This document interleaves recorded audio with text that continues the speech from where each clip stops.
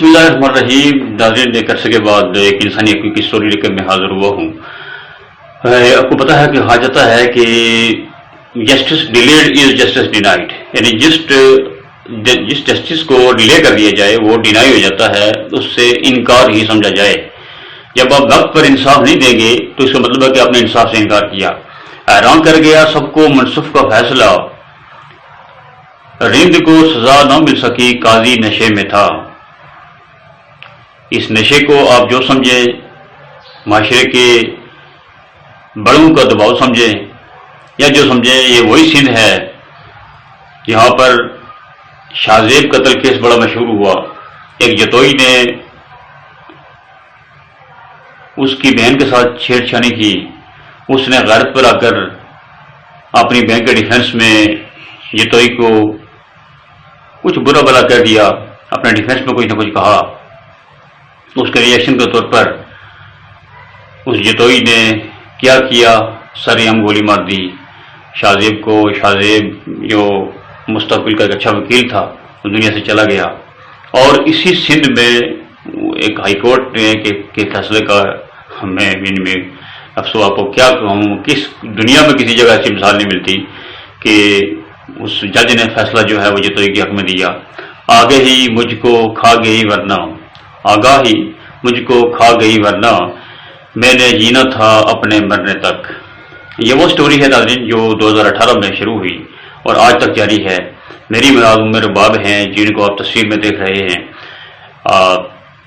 بہت افسوس ہوتا ہے کہ ایک نوجوان لڑکی جس کے پڑھنے کی عمر ہے، جس کی ابھی اپنے مستقبل کو سنوارنے کی عمر ہے، اور وہ بہت سارے خواب سجائے بیٹھی ہوئی ہے، والدین کی بھی توجہ کا مرکز ہے، اور بہت سارے اس کی جو کلاس فیلوز ہیں، اس کے ساتھی ہیں، وہ بھی اس کے بارے میں ایک اچھا خیال رکھتے ہیں کہ وہ مستقبل میں تعمیری کردار ادا کرتے ہوئے ملک کے لیے کچھ کرے گی.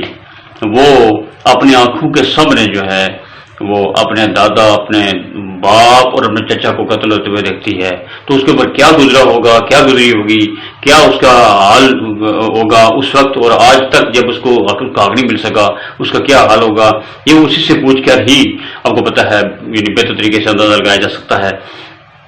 ہم جناب عارف رند صاحب کو بھی اس موقع پر مبارکباد پیش کرتے ہیں، جنہوں نے نہ صرف عمر باب کے اس کیس کو اسلام آباد پہنچانے میں، اسلام آباد کے آئی اتھارٹیز میں پہنچانے میں میڈیا کا سہارا لیا، اور آج نیو نیوز کے آفس میں ان سے ملاقات ہوئی اور انہوں نے یہ کہا کہ جس انداز سے اس خاتون نے، اس ینگ بچی نے اپنے اس کیس کو لڑا ہے اور اکیلی لڑی ہے، اور وہ ننگے پاؤں بھی انصاف کے لیے باہر نکلی ہے، اور اس نے ہائی کورٹ کے سامنے اس کیس کو پٹ اپ کیا. ساری دنیا نے اس کو دیکھا، سوشل میڈیا پر لاکھوں کی تعداد میں وہ اس کا جو کیس ہے وہ آپ کو پتہ وائرل ہوا. یہاں تک کہ میں نے جب ان سے پوچھا کہ آپ کون ہیں تو انہوں نے کہا جی کہ میرے امی ابو میرے ابو اور میرا خاندان قتل ہو گیا تھا. میں نے کہا اچھا وہ ننگے پاؤں والی ہیں آپ، تو میں نے ان کو پہچان لیا. اس طرح سے بہت سارے لوگ ہیں جن سے میں نے ایک ذکر کیا، انہوں نے کہا جی کہ عمر باپ کو ہم جانتے ہیں. تو یہ اگر اب ساری دنیا جانتی ہے تو رب کریم کا یہ فیصلہ ہے کہ انصاف پر مبنی ایک فیصلہ 60 سال کی عبادت کے برابر ہے.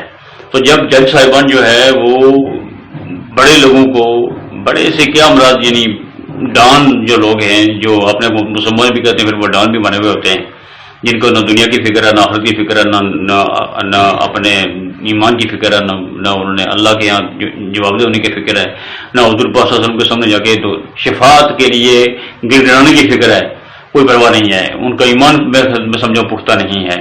وہ لوگ جو ہیں جب اتنے بڑے بڑے بلنڈرز کرتے ہیں اور پھر اپنے آپ کو جو ہے وہ آج تک ان کو یعنی کو گرفتار نہ کرنے کے لیے پر ٹرائی کر چکے ہیں، یا ان کی FIR تک درج نہیں ہو رہی. یہ وہ آج کی بات نہیں ہے. میں کہتا ہوں انقلاب اگر آنا ہو تو کسی ایک بات پہ آ جائے. اس وقت انقلاب آ جانا چاہیے تھا جب ایک عورت نے 3 بچوں کے ساتھ راول ڈیم میں خودکشی کی تھی.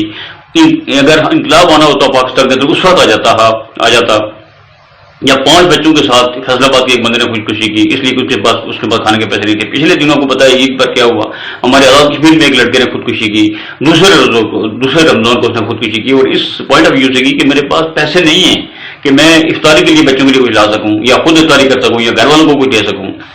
تو مجھے آپ یہ بتائیں کہ اس وقت کو پتا ہے ٹوٹل جو ہے مدد کا ایک یہ سما ہوتا ہے. اس کے باوجود میں مسلمان معاشرے میں ہم لوگ اسلامی قانون یہاں نافذ نہیں ہے. لیکن پھر بھی ہم اللہ اور اس کے رسول کے لیے، اس کی خوشنودی کے لیے، اپنے اعمال کے لیے، کوئی میں کہتا ہوں دینی فکر کے لیے، چلو اپنی مشہوری کے لیے بھی ہم کسی کی مدد نہیں کرنا چاہتے. تو میرا خیال ہے اس سے بڑا زوال اور کوئی نہیں آ سکتا. اور اس کے بعد دیکھیں کہ جس ملک میں چھوٹی بچیوں کے ساتھ بار بار زیادتی کی جاتی ہو، ایک سیریز آف انسیڈنٹس جو ہیں وہ پورے پاکستان میں ہوئے ہیں، یہاں تک کہ 68 سالہ بڈھا بھی ایک جو ہے اس میں ملوث ہے، 70 سالہ بھی ملوث ہے، ایک امام صاحب بھی ملوث ہیں، آپ کو پتہ ہے.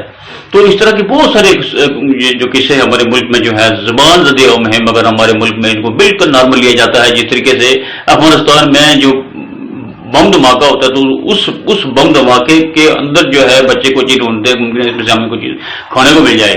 تو یہ حالت ہے ہماری. ہم ریپیٹڈلی ان واقعات سے گزر کے اتنے گھٹیا ہو چکے ہیں، اتنے چھوٹے ہو چکے ہیں کہ ہمارے نزدیک یہ کوئی واقعہ ہی نہیں ہے. تو ایک بچی جو ہے اس کو مبارکباد پیش کرتے ہیں. میں عارف رین صاحب سے بھی گزارش کروں گا کہ آپ اپنے خیالات کا اظہار کریں. آپ بتائیں کہ آج آپ کے جذبات کیا ہیں. صاحب آپ اس بارے میں کیا کہنا چاہیں گے؟ آپ نے جو عمر باپ کا کیس جو ہے اسلام آباد میں ان کا ساتھ دیا ہے اور ان کو ہیومن رائٹس کمیشن اور مختلف میڈیا میں اس کو مسکلانے میں کردار ادا کیا ہے، کیا کہنا چاہتے ہیں آپ؟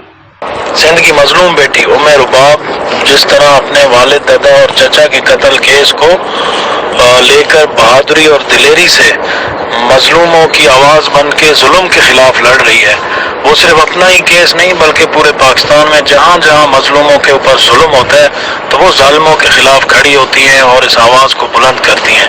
اس جد و جہد میں ہم ان کو اپریشیٹ کرتے ہیں، ان کو خراج تحسین پیش کرتے ہیں، اور پاکستان کا بچہ آزاد کشمیر کا بچہ پوری پاکستان نہیں بلکہ دنیا کے تمام انسانیت پسند لوگ جو ہے اس چیز میں عمر رباب کے ساتھ کھڑے ہیں اور اس کے ساتھ دستے بازو ہو کے اس آواز کو بلند کر رہے ہیں.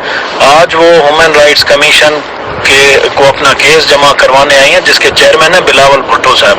تو یہ واقعہ بھی سندھ کا ہے، سندھ میں ان کی حکومت بھی ہے. تو بلاول بھٹو صاحب جو ہے ایک انسانیت کے طور پر بلاول بھٹو ان کو آصفہ بھٹو اور بختیور بھٹو کی جگہ پہ دیکھ کے دست شفقت رکھے اور ان کی داد رسی کرے، ان کے کیس کو کم از کم سن لے اور اس کے بعد جو اس کا ضمیر گوارا کرتا ہے وہ فیصلہ کرے.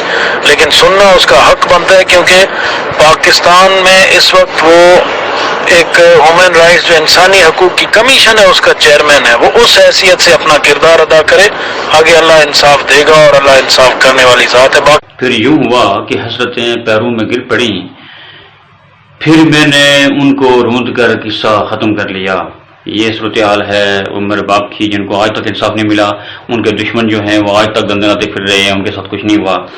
ایک تم ہی نہ مل سکے ورنہ ملنے والے بچھڑ کے ملے. ان کے ذہن میں بار بار اپنے والدین کے بارے میں یہ بات آتی ہے. جب کوئی بڑا دن آتا ہے وہ بہت زیادہ ڈسٹرب ہوتی ہیں. ان کی چہرے پر ایک اللہ کا شکر ہے کہ ماشاءاللہ خوش شکل ہیں وہ، لیکن ان کے چہرے پر آج بھی وہ اثرات صاف نمایاں نظر آتے ہیں جو کہ ان کے والدین کی کمی یعنی ان کو بتا رہی ہے کہ بہت بڑی کمی سے وہ گزر رہی ہے. اور یہ ہے کہ افسوس ہی کیا جا سکتا ہے. ہم اعلیٰ حکام سے، ہیومن رائٹس کی آرگنائزیشن سے اور جو کنسرنڈ ادارے ہیں ان سے گزارش کرتے ہیں کہ اس کیس کو جلد از جلد منتقم تک انجام تک پہنچایا جائے. وہ تیرے نصیب کی بارشیں کسی اور چھت پر برس گئیں، دل ناسمجھ میری بات سن لے، اسے بھول جا.